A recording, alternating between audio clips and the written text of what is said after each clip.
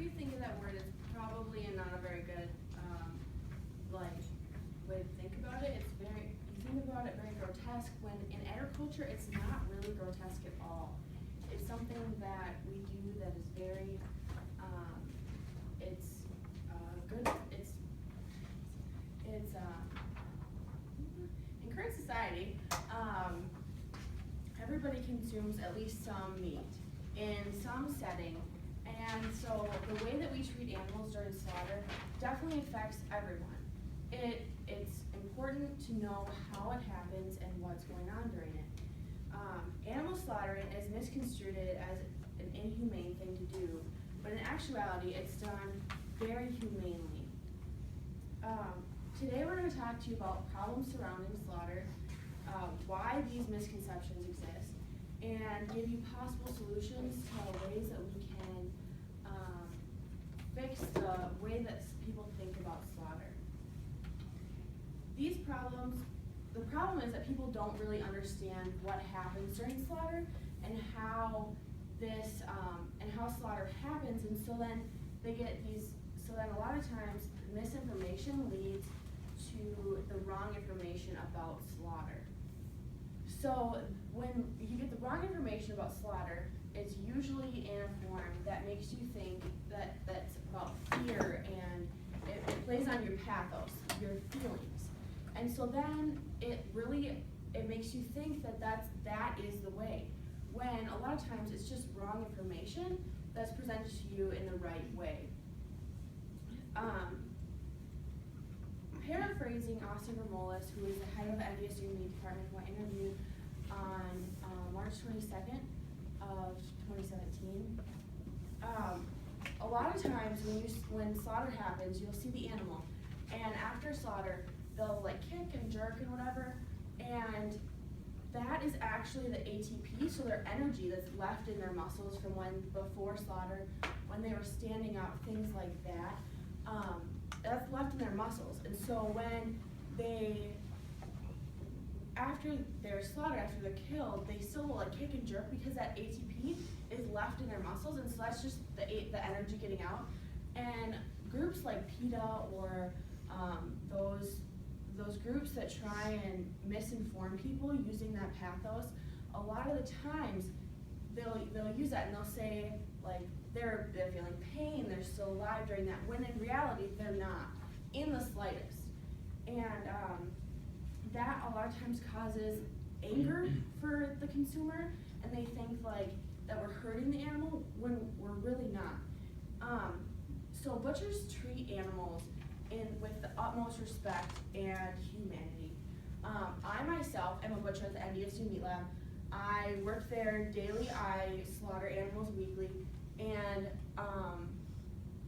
so if you ask me about animals, I will gush to you about the fact that I love animals. I do.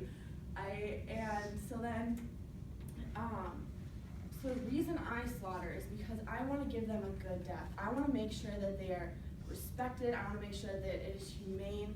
That is why I slaughter, because I want to make sure that everybody else, that the animal is respected. And that's why all butchers do it, because they love animals. And so understanding the basics of slaughter, I think, is really important, because a lot of people don't even know anything that happens. So the first thing that we do is we, depending on the animal, we either electrocute them, we stun them, we give them a bolt gun to the back of the head, or there's an air gun. And it depends on the animal and which one works best. But we do this to stop brain activity. That way they don't know what's happening, they can't feel pain anymore.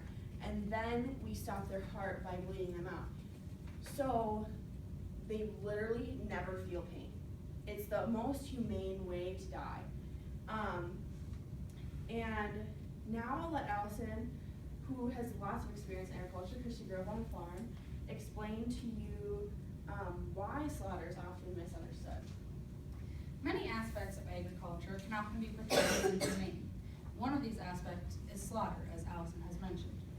The media, along with other animal activist groups, often don't understand these aspects and often portray them as inhumane because they don't always do their research to back their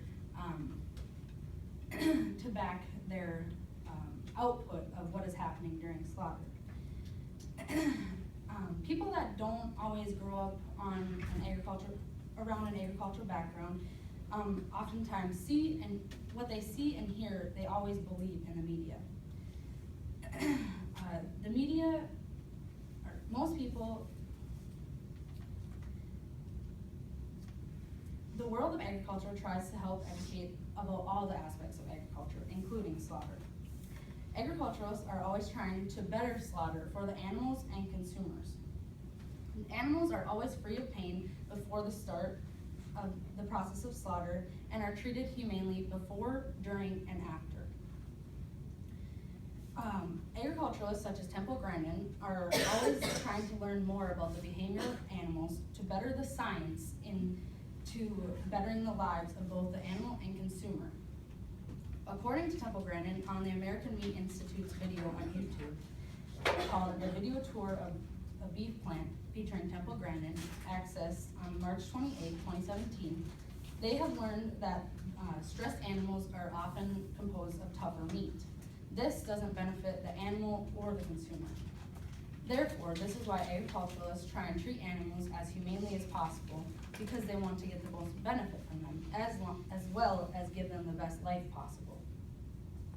The media uses fear as a factor when reporting about agriculture. The media reports often use pictures and place captions with them that are oftentimes not related at all, in order to make consumers think that animals are mistreated. The only way to fix this problem is to show everyone what happens during the aspects of agriculture, such as slaughter. Agriculturalists are always trying to educate the public more about this aspect of agriculture, along with others, and how animals are treated humanely. Finally, I will let Caitlin tell you about the possible solutions to combat these misunderstandings put out there by the media.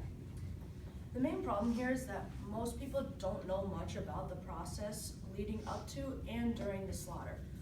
It's impossible to make a sound judgment or decision based off of little to no information, and these decisions can't help but be misguided, which can contribute to the misunderstanding of how humanely animals are slaughtered. There are several several ideas I have that can remedy this. There are many ads and campaigns out there that try to misinform people about the facts of slaughtering animals. We can do the same thing, but provide the actual truth and let the consumer or anybody make their own judgments based off of the facts. Advertisements are a key way of getting a message across. There are many informative campaigns out there that help promote a social agenda. That help promote a social agenda. I'm sure we've all seen the Breathe ND ads or everyone's favorite ASPCA ads while watching TV.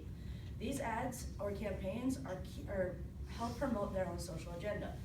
According to Wendy Koch in the article titled "CDC Says Anti-Smoking Ads Worked, More on the Way," published in USA Today on August 6, 2012, the federal government's anti-smoking campaign generated an extra 192,000 phone calls to its toll-free number to help people quit smoking. Campaigns like this that help promote a social agenda, like for example, informing the American people on how humanely animals are slaughtered, have been proven to work. Advertisements are also everywhere. You can see them on any type of media, and they reach far and wide. According to Caitlin Johnson in the article titled "Cutting Through Advertising Clutter," published in CBS News on September 17, 2006, we see an average of 5,000 ads a day. This means, the concept of creating ads means that we can reach a large portion of the population and affect the perception on a large scale. Another possible solution is to invite people to see a slaughter for themselves. The event of slaughter has always been a behind-the-scenes thing shrouded in mystery. I myself knew very little about the events leading up to slaughter from the moment an animal was born to the slaughter itself. I grew up in a town of 200,000 people, and the only contact I had with the agricultural world was when I went to my massive chain grocery store. I personally would benefit from witnessing a slaughter, and so would many others that have little or false information. If slaughterhouses were to invite us to visit or witness a slaughter, then we would eliminate any misconceptions one may have. The media portrays slaughtering as inhumane, but in actuality, butchers take great pride in how humane they are, and the facts need to be out there.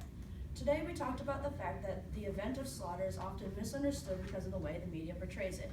We provided some possible solutions that we think would be the best course of action to combat the false information already existing. We invite you to do your own research using credible sources before you make any judgments on the people and process involved in slaughter.